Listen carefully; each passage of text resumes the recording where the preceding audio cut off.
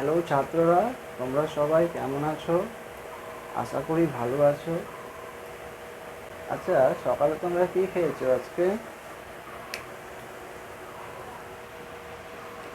আচ্ছা বলো, কি খেয়েছো? হুম, মনে পড়ছে না? শাক সবজি খেয়েছো?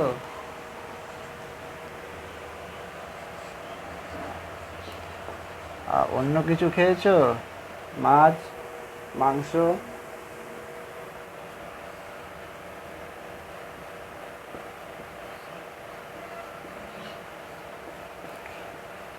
মাছ মাংস খাওনি? শাক সবজি বেশি করে খাবে, তাহলে শরীর স্বাস্থ্য দুটোই ভালো থাকবে। আচ্ছা, তোমাদের মনে আছে আগের দিন আমি বলেছিলাম গ্রিন হাউস সম্পর্কে তোমাদেরকে পড়াবো। গ্রিন হাউস কি, তার সম্পর্কে তোমাদের কোনো আইডিয়া আছে? কি শুভম, তুমি বলতে পারবে?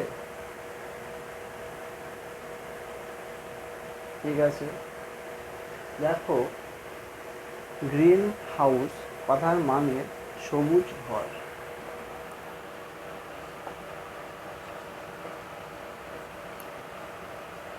সবুজ ঘর। তোমরা তোমাদের বাড়ির আশেপাশে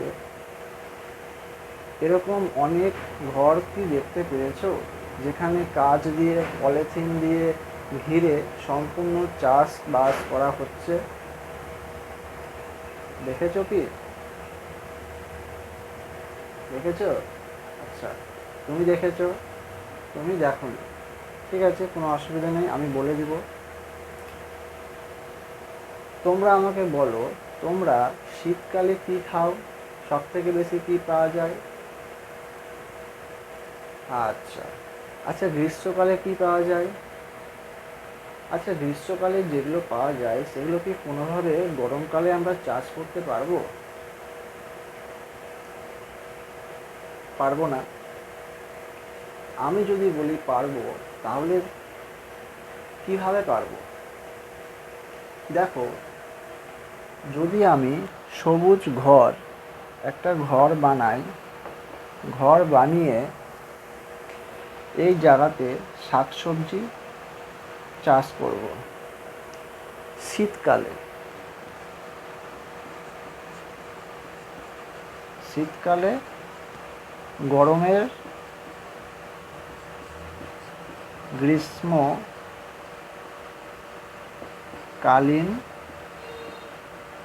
চাষ। শীতকালে গ্রীষ্মকালীন ফসলের চাষ করব কীভাবে? সূর্যের আলো, যখন আমরা একটা কাচের ঘর বানালাম, সূর্যের আলো ক্ষুদ্র তরঙ্গ দিয়ে আসলো, ক্ষুদ্র তরঙ্গের ভেদন ক্ষমতা খুব বেশি, খুব সহজেই চলে আসে। কিন্তু যখন রিফ্লেকশন হয়ে যাবে, তখন দেখবে এর তরঙ্গ দৈর্ঘ্য কী হলো, অনেক বড়। এই কাচের ঘরকে ভেদ করতে পারবে না, তার ফলে বেশিরভাগ উত্তাপ এখানে জমে যাবে। ফলে যদি বাইরে টেম্পারেচার থাকে 0 ডিগ্রি সেলসিয়াস, ভিতরে হবে 10 ডিগ্রি সেলসিয়াস। এবার বলো তো, আমরা কি এই জায়গায় গ্রীষ্মকালীন চাষ করতে পারবো? তাই তো। সেম এরকমভাবেই আমরা আজকে শিখব, এই পৃথিবীও হচ্ছে একটি গ্রিন হাউস। পৃথিবীতেও এরকমভাবে সূর্যের রশ্মি আসছে, অথচ বাইরে বেরাতে পারছে না।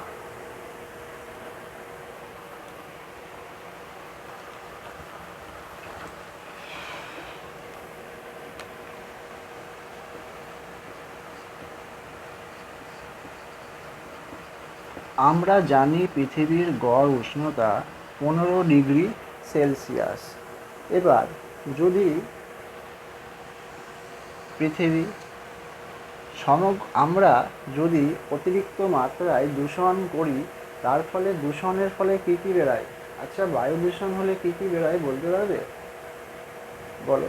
আচ্ছা, তুমি বলো, কী বেরায় বায়ু দূষণ হলে? Carbon dioxide, sulphur dioxide, CO2, SO2, nitrous oxide, আর কিছু আছে কি বলো? ধুলা বালি একসাথে জলীয় বাষ্পর মধ্যে থাকে। হ্যাঁ থাকে, বলতে পারো। জলীয় বাষ্প। আর কিছু? মিথেন, আর হ্যাঁ CFC, ক্লোরোফ্লোরোকার্বন।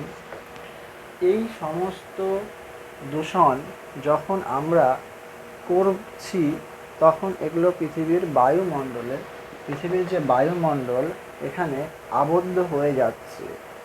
পৃথিবীর বায়ুমণ্ডলের ঘনত্ব কি হচ্ছে? বেড়ে যাচ্ছে।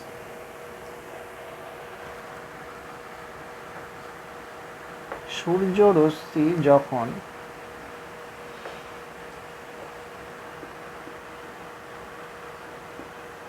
ক্ষুদ্র তরঙ্গ দৈর্ঘ্য আকারে ভিতরে আসতে পারছে, অথচ বৃহৎ তরঙ্গ হয়ে যায় যখন পৃথিবী থেকে কোনো তরঙ্গ মহাকাশের দিকে যাবে, আকাশের দিকে যাবে, তখন তার তরঙ্গ দৈর্ঘ্য বড় হয়ে যায়, ফলে ওর এনার্জি কমে যায়। তো বৃহৎ তরঙ্গ দৈর্ঘ্য রূপে ওই এনার্জি বাইরে যেতে পারে না বলে এই বায়ুমণ্ডলের মধ্যেই, ঠিক যেভাবে গ্রিন হাউস, সবুজ ঘর, শাকসবজি চাষ হয়, ভিতর দিকে তাপমাত্রা বেড়ে যায়, ঠিক এখানে সেম জিনিস হয়। ফলে এইভাবে পৃথিবীর তাপমাত্রা বাড়তে থাকে। পৃথিবীর তাপমাত্রা 15°C থেকে আস্তে আস্তে এই সমস্ত গ্যাসগুলোর জন্য বাড়ছে। আশা করি তোমরা বুঝতে পেরেছ। ভালো লাগলে সঙ্গে থাকবে।